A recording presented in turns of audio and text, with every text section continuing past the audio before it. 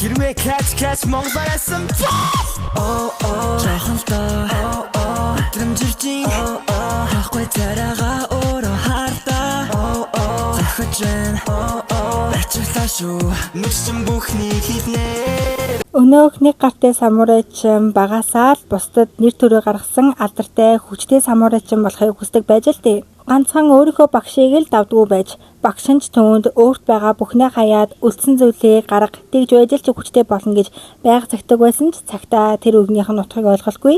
Өөртөө бардаж тулгааны сургуульд хамгийн хүчтэй гэсэн болгонтэй тулгалтайж хүчээ үтсээр ирж түүний хүчийг тэр үед нь барах хүн байгаагүй учраас цаашдаа хүчээ нэмэх талаарч бодож байгаагүй л гин. Эцсийн эцэст өөрөөс нь илүү хүчтэй хүчээ сорж чадхаар зүйлтэй тулгарсан манай самурай маань баярлалгүй яах вэ? Өгтлээ жаргалтайгаар тулалднаа. Ууг нь гайгүй явж байсан ч гэсэн манай самурай тусаалтаа дээрээс нь энэ тэнцээ нэг л хожигдох шинжгүй болоод өгдөг юм да.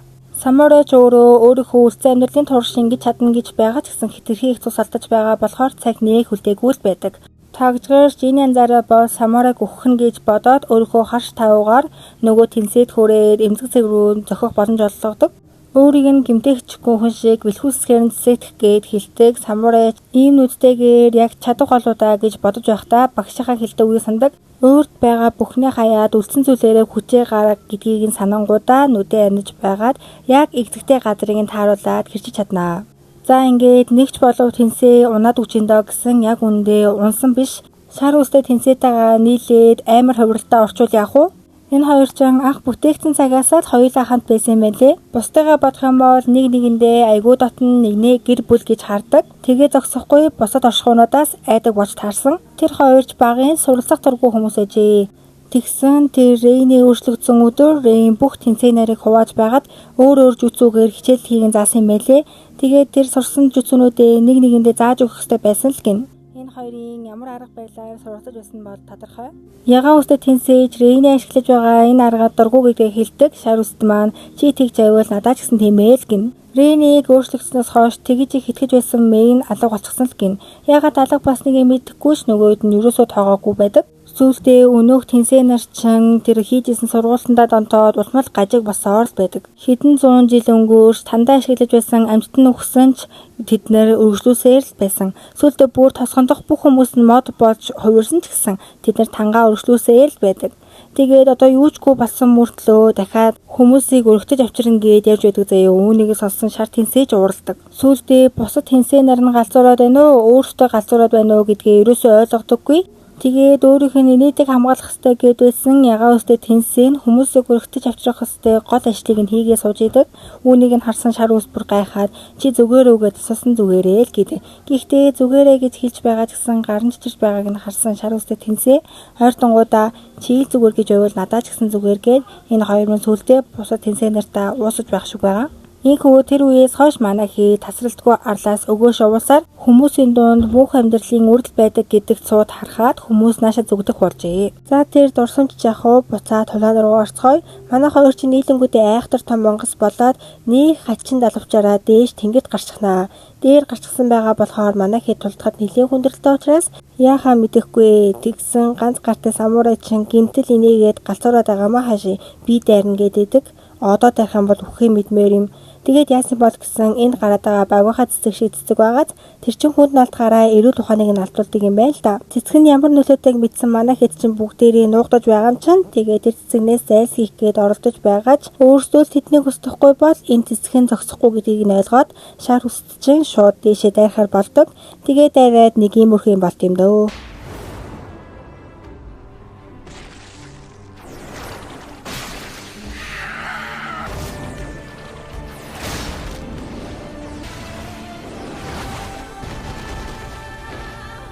За тэгээ шар үстэй чинь дайраад бүтээгүй штэ тэгсэн энэ сайхан шалтгаан гарч ирсэн дээр гиснүү яасан самурай маань айхтар доош игээд авнаа.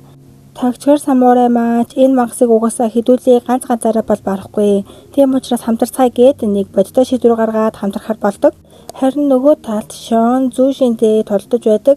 Бүр зүүшинийг хэдэн мянгуудаа алсан боловч 5 он харш биш болохоор зүүшин нь ерөөсөө өгдөггүй. Шон ч өөрөө зүүшинтэй хувийн үс ганцантай штэ өөрийнх нь хайртай шавыг алаад хайчихсан болохоор нилээч хэрэг үзэж байгаа болтой. Зүүжэнж бүр айхтар ядарсан байгаа бололтой нөхөн сэргийхээс өөрчлөж чадахгүй болохоор нилээ зайгаа барьж байна. Сохорч гэжтэй таны намаас сохор гэхэд дургүй байх шүү гэсэн. Шон маань хідэн ч удаа байсан алаад өгьегээ дайраад байсан нөгөөгчин ус руу үсэрж ороод тэр чигтээ сэргээд гараад ирдэг за. Тэгээд нөхөн сэргэж гарч ирэнгүүтээ том дуугараад өөрийнхөө биеийг бүхэлд нь биш хэсэгт нь кишика хувиргаад өөрийнхөө эрч хүчийг хадгалдаг. Тэгээд хоёрын эсрэг нэгдчихэж бараг л epic comeback хийдэг. Тэгээд бас Шоны өнгөрсөн тусламж нь гаж ирдэг. Хэдлээ жоохон харцгаая. Шон Самурай маань төрөхтөө л хараагүй ээжээ. Ээжтэйгээ тэнүүчилж тэнд үзүүлбэр үзүүлэн гуйлга гуйдаг байсан ба энэ нүдэн дээрх сарвийг нь ээж нь үзүүлбэрээ бүр сүртэй болгоно гэд ерөнхийдөө хүмүүсийг татах зорилготой гэмтээсэн байдаг. Ээж нь байнгын худал хилдэг байсан болохоор ээжигээ худалч хийж дуудуулахгүй тулд ээжийнхээ худал үгийг ер нь өөрөө цаашаа өргөжлүүлээд ярьдаг байж л дээ. Тэрээр багаасаа тааваг мэдэрдэг байсан болохоор альва салхинаас болтогтой гаргууд ба үнийг нь анзаарсан нэгэн өндөр албан тушаалтай хүн Ямада гэр бүлд Шоныг өргүүлэхээр нэг боломж олгосон байдаг. Ээж нь өөрийнхөө хүүгийн нүдний сарвин төрхтөөлийн байсан баатрийн хүү болохоор сэлэндээ уугийн төрөлхийн гаргууд гээд дахиад л худлаа бураад ер нь өргүүлчихсэн байлээ. Тийм болохоор өмнө хэлсэнчлэн ээжигээ ахин худалж гэж хүмүүсийн өмнө цууруулахгүй тулд дахиад л худлаа ярьсаар явдаг байж. Өөрийн өнгөрснөө нудаагүйсэн ч Ямада гэр бүлд ирсэн тэн зайтай таарснаар түүний амьдрал ихээхэн өөрчлөгдсөн. Түүн шиг хүн тэн зай шиг хүнийг харсныхаа дараа өөрийнхөө өнгөрсөн амьдралаас ичих хэсгүй байсан мэн гэдгээ ухааран түүнээс хойш тэн зайд нэлээд сайн ханддаг болж энэ ч учраас өөрийнх нь хамгийн хайртай шавь болсон гэдэг. Тэгтлээ их хайрлаж хамгаалж байсан шавийг нь алсан зүшинийг бол амиа золоод чамаагүй алахын л гин. Тэгээд яг ид алалцж байсан яг өндөө өнөх зүшиний чин бие сэргийсэн гэдсэн чин шат худлаа борч таарсан. Зүгээр л дүр эсгсэн юм байлээ заяо. Үүнийг нь харсан Шон шууд л босоод зүгрүүлэн дайраад устгахаа хэсэг үгийг бодож байснаа шууд бүх хэсгийг нь хэсгээр нь тастаад өөрийнхөө биеийн хэсэгт байсан төв хэсгийнхаа цөмийг сэлмээрээ заагаад дуусгачих байгаа юм да. Зааж тэгж дуусгасан гэж худлаа яриад яхав. Угаасаа ингэ цөмлөн зоолоо гээ шууд өгчихгүй мэлээ. Угийн ургамал юм хойно цаашдаа дахиад ургах нь ойлгомжтой. Тийм болохоор өөрийг нь зүгээр явуулахгүй байсан Шолоо дайрч сэлмийг нь хүртэл салгах гэж оролддог. Үүнээсээ болоод Шон эргэж буцалгүй өөрийнхөө амийг золоод энд нь үхэн хөтөн сэлмээ барьцуухаар шийддэг. Шавийнхаа тэгтлээ хамгаалж байсан жаалыг өхүүлэхгүй тулд өөрлөгөө ортуулахгүй зүхт гэж хэлээ зүхтаалгадагч зүхтахтаа эргэлцээр л байдаг. Үнэхээр орхиод явах гэж юу, аварч чадахгүй гэж юу гэд яг тийч бодох мөчтөн Тэнзай санаанд нь ороо сэлмээ аваад яг буцах гэж байсан. Тэнзайын сүнс нь гарч ирээд сэлмийг нь өөр авч өгдөг. Үүнээс нь болоо Шон руу шууд зориулаад нүгүнэ. Тэгээд л гүгөөд өтсөн чинь Шон ч бараг л амьд өгтөл болоод сууж идэг заяо. Бүр яг ингээд л өхөх юм биш үү гэд бодож ийсэн. Манай жаалчин гүйж ирсний учир зүггүй тэврээд ундгийн тэгсэн энэ хоёр чин эвэл таваатай болж таараад тавыг нь өгөх гэж тэрсэн юм байлээ. Шон жуурлах гэсэн угаасаа ахаад сэлэн бариад суух хэрэггүй болсон юм байлээ. Цаадах зүшин чин сэлмэж дийлэхэргүй эрч хүчгүй болчихсон нэмээ сэлмээ авлаа гэж бодоход ахаад сэргээд хүн төрхтэй болох гэж нэлээд удахал юм байна. Тийм болохоор энэ хоёрын тулаан ингээд дуусч байгаа гэсэн үг. Харин тэгсэн тэр цаана Гуйпа гэдэг тэнсэн нь зүшинийг өгснийг шууд л мэдчихэж байгаа. Гинэд Гупэ тэнсээ гарч ирснаа яагаад манай Шиноби гараад ирв гэж үү? За яг энэ анимийн дарааллыг би ч гэсэн ойлгохгүй байгаач манай Габимару дүү басан тухай та бүхэндээ жоохон тайлбарлаад өгье. Габимаруг хүнд гэмтснээс нь хойш Габимаругийн өнгөрсөн амьдрал нь гарч ирдэг. Хүйтэн цутаагаараа алтартай Габимару маань гэрэлснийхаа дараа даалгавар бүрт явах бүртээ хүн алхаас улмал зайлсхийх болжээ. Яг үгүй хайрын шуухай гэртээ байгаа хайрынхаа санааг зовоохгүй гээд л тэгж байгаа хэрэг. Гүй тэгсэн өнөөх хайртынх нь аав нь болох хадам аав нь нэг даалгавар өгөө заавал ал гэж тушаадаг заяо. Аргагүй эрхэнд өнөөх хүний алаа цусан будагдсан гэртээ орж ирсэн юун ихнэр нь айх байдаггүй амьд ирсэнд нь баярлаа тэрж байгаа юм да. Үүнээс нь болоод Габимару ихнэртэй улмал дурлдаг. Түүнийгээ эргүүлэн санангуудаа энэ газар ахин өхөж чадахгүй түүнийгээ амьдаар нь дахиад харах хэрэгтэй гээд өнөөх мангасаасаа тасч авсан тэмдрүүлээ гарлуугаа шахшигдаг. Мэйн хэлж байгаагаар бол энэ нь хүнлүү ургамлын таавыг шахдаг бөгөөд биедээ тасгаж чадах юм бол Чобо шиг өөрийнхөө бие дахин нөхөс сэргийлж дуртай болдог гин. Гэхдээ Чоботой харьцуулаад байж болохгүй ягаад гэвэл Чобо төрөлхийл дасан зогсох чадвартай байсан бөгөөд Габимару бол тийм биш. Тэгэхээр хизээмүүдгүй мод болж хувирах нь мэддэхгүй л гэсэн үг. Нөхцөл байдлыг олсон Габимару Кунойчидын нийлж байгаад төлөвлөгөө зохионгуудаа Раны эсрэг ахин босож зогсдог. Энэ удаагийн энэ хоёрын төлөвлөгөө бол айгүй амарган Энэ хоёр Ани Тавыг үүш дуусгахын тулд өдөө хатгаж хамаг чадлаараа түүний эрч хүчийг барах гэж байгаа мэлээ.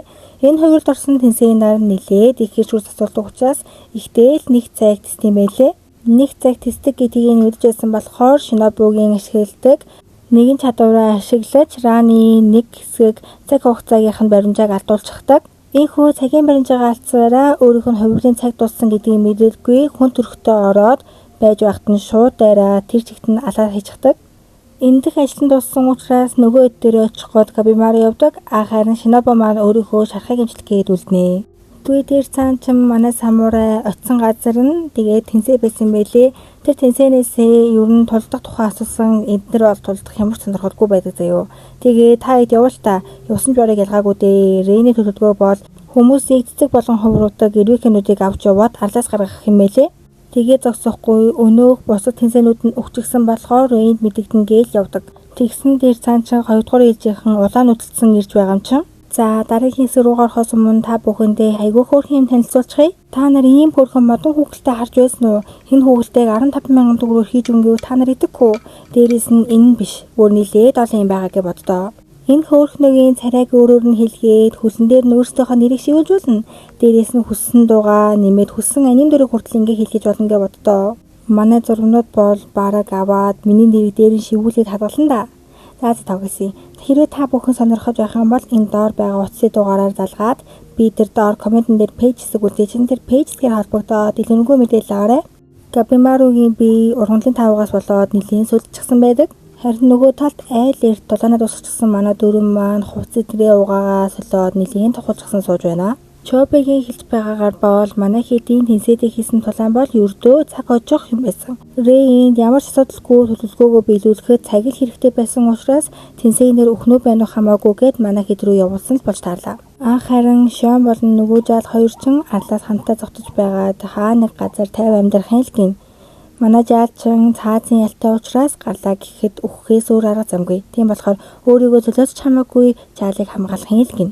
Гүй тэгсэн Шоны ард чинь нөөх Шинобинууд чинь гарч ирэнгүүтээ цаазын ялтай хүмүүсийг алаа цаазын ялтай хүмүүсийг хамгаалсан хэдийх чсэн цуг гал гэсэн тушаал ирлээ гээд манай хэдий ард гараад идэг заяо. Өнөөх Шиноби нар чинь ганц Шоны ард биш Габимара дээр хүртэл ирсэн байдаг. Габимара юу гэж л алуулах вэ? Бүгдийг нь авсалаад хайчихна. Энэ урт үстэй охинд чинь Габимарыг алах тушаал өгсөн байлээ. Зүгээр ч алчихгүй. Хэрвээ алах юм бол дараагийн Габимара болно гинэ. Юун Габимару болох вэ гэсэн чинь энэ Габимару чинь Габимаругийн жигнэр биш. Хамгийн шилдэг болон хүйтэн хүндийн нэгэнд л олгогддог нэр юм гинэ. Тэгсэн юун дараагийн Габимару болох эн чинь багасаа л Габимару сайн байсан байлээ л дээ. Тэгээд түүний буцааж авч явах гээд л наашаа ирсэн байдаг. Цаан ч Рэйн бүр сандарч байна. Ягаад гэвэл тэнцэнээр нь бүгдээрээ унчихсан. Нэмээд өөр хүмүүс хүртэл нэмэгдчихсэн болохоор түүний төлөвлөгөөс хадгаад байгаа учраас яаж хийж агаад бүх хүмүүсээ саадуул гээд явуулдаг. Рэйний тушаалаар дөөшөө идэр бүгдээрээ замдаа гараад өнөөх 2 дугаар ээжнийхэн нэмээ Шинобиноор бас манай хийдэн тулаан гээд 3-3-аас талддаг. Аль аль нь нэг тал нь мэддэхгүй бүр замраагүй тулаан болж өгнө. Өөрсдийнхөө анд нөхд нөхснийг санан сүүлд нэмэгдсэн гаруудыг устгахаар шүүгээ өөрийн биеэр оролцдог. Тэгсэн урт үстэй нөгөө Шиноби чи хурж ирснээр Рэйнтэй уулзаад хоёулаа нэг хас үсчөөл гэж юм. Шууд л дайрж байгаа юм чинь. Тэгээ байжсэн манай самурай болон Мэй хоёр дээр минь Шиноби нар хүртэл хурж ирсэн байдаг. Ганцхан Шиноби нартай бол үзэж болох байсан ч цаанаас нь өөр хүмүүс нэгдэд ирсэн болохоор манай самурай маань нийлээд хэцүү байдалд ордог. Яг хэцүүдж байсан Коночи орж ирээд манай хэдэг аварнаа. Нилээд сайн тэнгэрсэн бололтой. Самурай бохин болох Сагири маань шууд л Коночиг бариад авч байгаа юм. Тэгсэн эмгтээгээд басаад хэрэггүй шүү гэдээс охин хүрээд ирдیں۔ Сагирид танилуд бүр нилээдгүй дотн бололтой. Тэгээд Коночиг харангуудаа цаазын алтан байна. Алах хэрэгтэй гэдэг заяо. Сагирийг хамгаалсан. Чи хэрэг өөнийг хамгаалах юм бол би чамд дотн байх нь хамаагүй. Би ч гэсэн чиний эсрэг зогсох болно л гин. Ерөнхийдөө бол тушаалаар манай хэд бүгдээрээ цаазын алтнуудыг алах гэж байгаа мэлээ. Хамгаалсан хэнийг ч би хамаагүй ална л гэж байна. Шон болон нөрөгийн мэдээр нөгөөх олон хүүхдээ жаач оччихсан байлээ. Азаа ах дүүстэр болохоор Чикай өөрийн биеэр ирсэн байдаг. Харин энэ хоёр дээр болохоор Шон өөрийн биеэр ирсэн байлээ. Өөрсдийнх нь төлөө гэж ирж байхад нөгөө Өөрсдийнх нь төлөө гээд ирж байхад нөгөө хэд нь цаазын алтан гээд хамгаалаад байхад нь өөрт нь нэлийн хэцүү санагдсан болтой нөрөн сурсгана.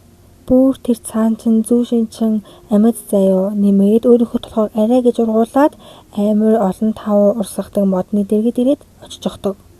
Мэдээж бүх тал тулаа өрнөх ба шиноби нарыг замдаа сайн гихчин дарж аваад гүйж байгаад айхтар том мангасад харна. Өнөөх мангас ч мэдээж зүүшин буюуд өнөөх модтойгоо л нэгдсэн юм шиг байгаа. Ямар ч тач энэ бол Габимаругийн дайсан байх. За тэгээ дараагийн сизон дээр бол гал гарсан сайхан өрнөл болно гэдэгт итгэлтэй байна. Дээрээс нь энэ манга яаж дуусах бол Габимару их нартайгаа уулзах чадах болов уу? Та нар юу гэж бодож байна? Бүгдийг нь коммент дээр бичээрэй.